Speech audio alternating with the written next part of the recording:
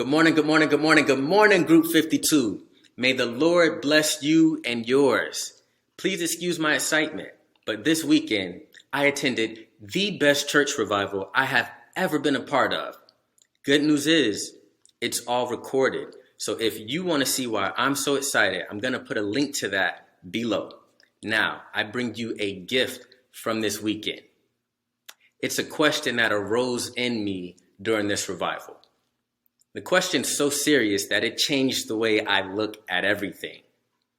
Now, I advise if you're not ready to deal with your true self, if you're not ready to take a good look in the mirror, just cut this off because this question hit me hard.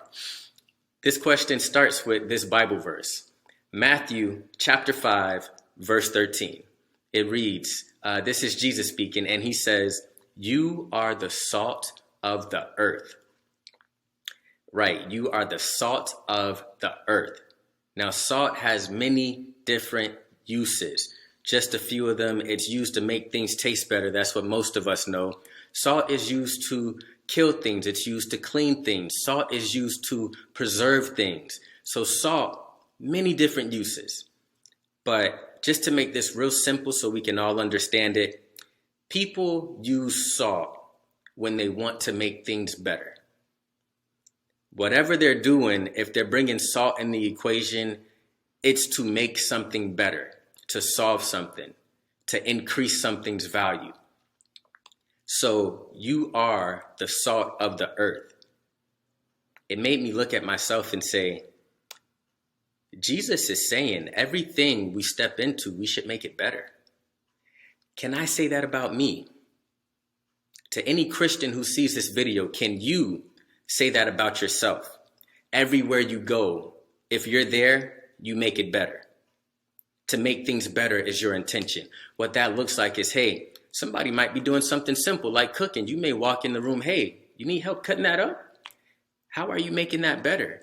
Somebody may need a hug. Are you giving that hug? Did you make their life better? Did you give any encouragement? Did you make their life better? Or did you take an opportunity to tear somebody down? Say something that wasn't beneficial at all? Did you forfeit your right to curse somebody out, right? When you go to work, do you make it better? Is anybody happy that you showed up that day? Do you make anything better? This applies to every area of our life. Every area. Do you make it better? If you're attending church, when the pastor preaches, did you say amen? Did you help make the word going forth a little better? Did you agree with anything? If the praise and worship team is singing, did you just sit down and stare at them in the face? How did you make praise and worship as an experience any better? Did you sing? Did you clap? Did you dance? Did you stand up and smile at least? Did you make that moment any better? Most of us have families. Can they say when you come home, you make the home environment a little bit better? Or do people get sad when you walk in the room? You see, far too often as Christians, we have places where we seek to make things better.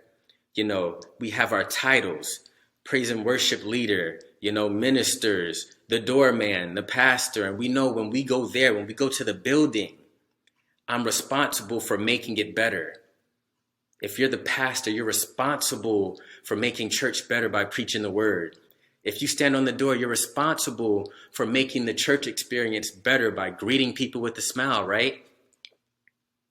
What about when you go home, though? What about when you go out into the world?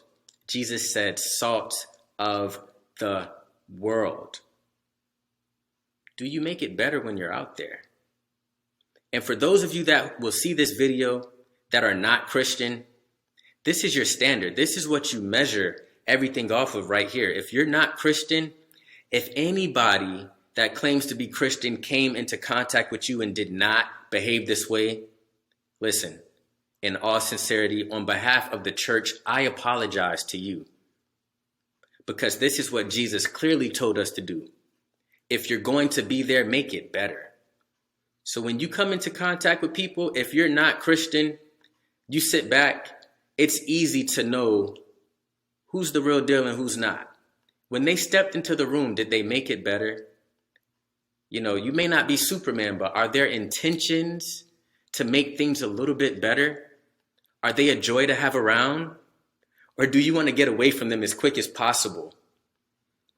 Because if the Christian is running everybody out of the room, it doesn't seem like they're making things any better. And if you're in the world, if you're not saved, if you're not a Christian, and you see somebody who just makes everything better, it's okay to ask them, hey, what is it about you? Why are you always so happy? When you step into the room, it seems like things change. That's how we're supposed to be as Christians. People should know you're Christian without you opening your mouth. You see, you should step into the building. You should step into any arena. And if you're there, there should be a difference. And if you don't change it, it shouldn't be there. So this week, Group 52, meditate on that. Everywhere you go, everything you do, every encounter, if you're Christian, ask yourself, am I making it better? Am I here to help or comfort people? And if not, then why am I here? And if you're not Christian, it's okay to look at the people that are Christian and ask them, hey, isn't this your mission to be salt? Are you making things better? So keep that in mind this week. Have a blessed week.